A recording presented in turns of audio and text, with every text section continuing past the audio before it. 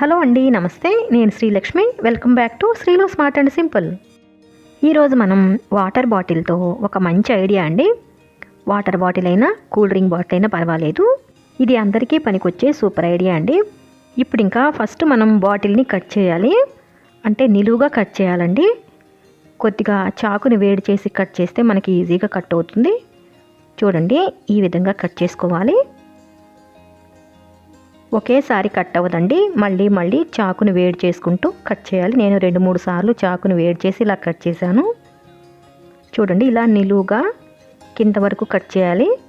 అడుగు భాగాన్ని మాత్రం కట్ అవ్వకుండా చూసుకుని చూడండి, ఇలా కట్ చేసుకోవాలి. ఫస్ట్ ఈ బాటిల్లో మనం ఇప్పుడు ఇలాంటి చిన్న చిన్న వస్తువులు ఆర్గనైజ్ చేసుకోవచ్చండి. ఇలాంటి చిన్న చిన్న వస్తువులన్నీ కూడా మనకు ఇంట్లో ఎక్కడంటే అక్కడ పెట్టి మర్చిపోతూ ఉంటాము.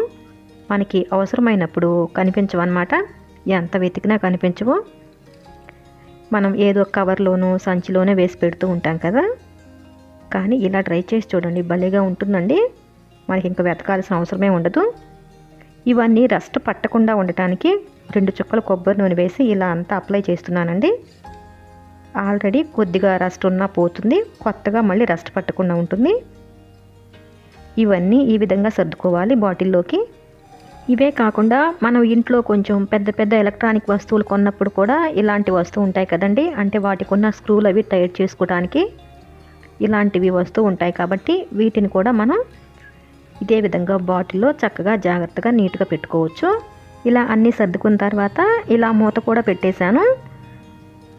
ఇప్పుడు ఇంకా చూడండి, 2 రబ్బర్లు వేస్తున్నానండి. ఇవి కొంచెం వెయిట్ ఎక్కువ ఉంటాయి కాబట్టి సైడ్స్ నుండి ఓపెన్ అవ్వకుండా ఇలా 2 రబ్బర్లు వేసేసి ఈ బాటిల్ని మనం చక్కగా ఎక్కడైనా పెట్టచ్చు. ఇలాంటి ట్రాన్స్పరెంట్ బాటిల్ అయితే కనుక లోపల ఏ వస్తువులు ఉన్నాయో కూడా ఈజీగా అర్థమవుతుంది. ఈ ఐడియా నచ్చినట్లయితే ప్లీజ్ అండి తప్పకుండా వీడియోని లైక్ చేయండి. అలాగే ఛానల్ కూడా సబ్స్క్రైబ్ చేసుకొని పక్కనే ఉన్న బెల్ ఐకాన్ని యాక్టివేట్ చేసుకోండి. Thanks for watching this video.